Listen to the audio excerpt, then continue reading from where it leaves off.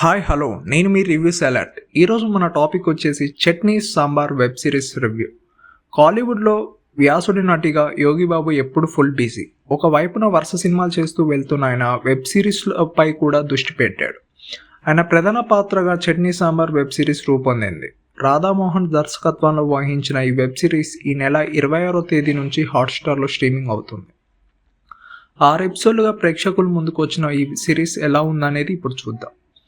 ఊటీలో రత్నస్వామి అమదా పేరుతో ఒక హోటల్ నడుపుతూ ఉంటాడు. అక్కడ సాంబార్ చాలా రుచిగా ఉంటుందని అంతా చెప్పుకుంటూ ఉంటారు. భార్య జయలక్ష్మి, కొడుకు కార్తిక్, కూతురు అమద, ఆమె భర్త. ఇదే తన కుటుంబం. ఇక ఇంట్లో వంట మనిషిగా ఉన్న సోఫీని కూడా వాళ్ళు తమ కుటుంబ సభ్యులుగానే చూస్తూ ఉంటారు.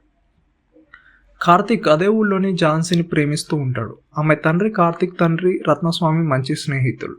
ఆయన తన కూతుర్ని కార్తిక్ ఇచ్చి పెళ్లి చేయడానికి అతను అంగీకరించాడు.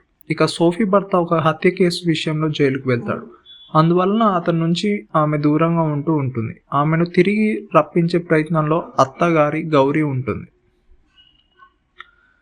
సోఫీ తండ్రి తాగుబోతు కావడం వలన అతన్ని అడ్డు పెట్టుకుని తన అనుకున్నది సాధించాలని గౌరీ భావిస్తుంది. ఇలాంటి పరిస్థితుల్లోనే రత్నస్వామి క్యాన్సర్ బారిన పడతాడు. తను ఎక్కువ కాలం బతకనని తెలుసుకున్న అతను తన కొడుకు కార్తీక్ని మాత్రమే రూముకి పిలుస్తాడు. గతంలో తాను చెన్నైలో ఉన్నప్పుడు తనకి అమద అనే పేరుతో యువతితో అనుబంధం ఏర్పడిందని చెప్తాడు. అమద కొంతకాలం క్రితం చనిపోయిందని చెప్తూ ఆమె ఫోటో చూపిస్తాడు. అమదాకి తన వలన ఒక కొడుకు ఉన్నాడని అతను ఆచూకీ తెలుసుకుని తీసుకురమ్మని కోరుతాడు. అతను తనకి తలకోరి పెట్టాలని అతని తమ కుటుంబం సభ్యుడిగానే చూడాలని అంటారు. అందుకు అంగీకరించిన కార్తిక్ చెన్నై వెళ్ళి అమదా ఫోటో ద్వారా ఆమె కొడుకు సచిన్ యోగిబాబును కలుస్తాడు. అక్కడ అతని ఇడ్లీ బండి ఫేమస్. అతను చేసే చట్నీకి మంచి గిరాకీ. కార్తిక్ ద్వారా జరిగింది తెలుసుకున్న సచిన్ ముందుగా చాలా బాధపడి ఆ తర్వాత అంగీకరిస్తాడు. అతన్ని చూస్తేనే రత్నస్వామి ప్రాణాలు వదులుతాడు. రత్నస్వామి అంత్యక్రియలు సచిన్ చేతిలో మీదుగా జరగడం జయలక్ష్మికి ఆమె కూతురు అమదాకి అనుమానాన్ని కలిగిస్తుంది.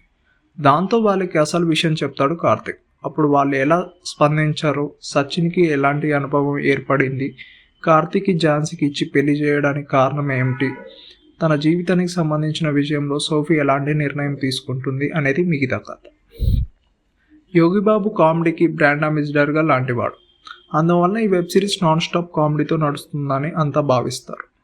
కానీ అందుకు భిన్నంగా ఈ సిరీస్ ఆడియన్స్కు సమీహాన్ని పరీక్ష పెడుతూ వెళ్తుంది. దర్శకుడు రాధామోహన్ ఎంచుకున్న లైన్ మంచిదే. అన్ని వైపుల నుంచి కావాల్సినంత కామెడీని పిండుకోవడానికి అవకాశం ఉన్న కథనే. కానీ ఆ లైన్లో కొన్ని సన్నివేశాలు ఆసక్తికరమైన మలుపులు కూర్చుకోవడంలో దర్శకుడు విఫలమయ్యాడు. ఈ కథ అంతా ఊటీలో సాగుతుంది. లొకేషన్స్ ప్రేక్షకుల్ని అలరిస్తాయి. ఆర్టిస్టులు ఎంపిక కూడా బాగానే ఉంది, కానీ ఆ పాత్రను సరిగా ఉపయోగించుకోలేకపోయాడు.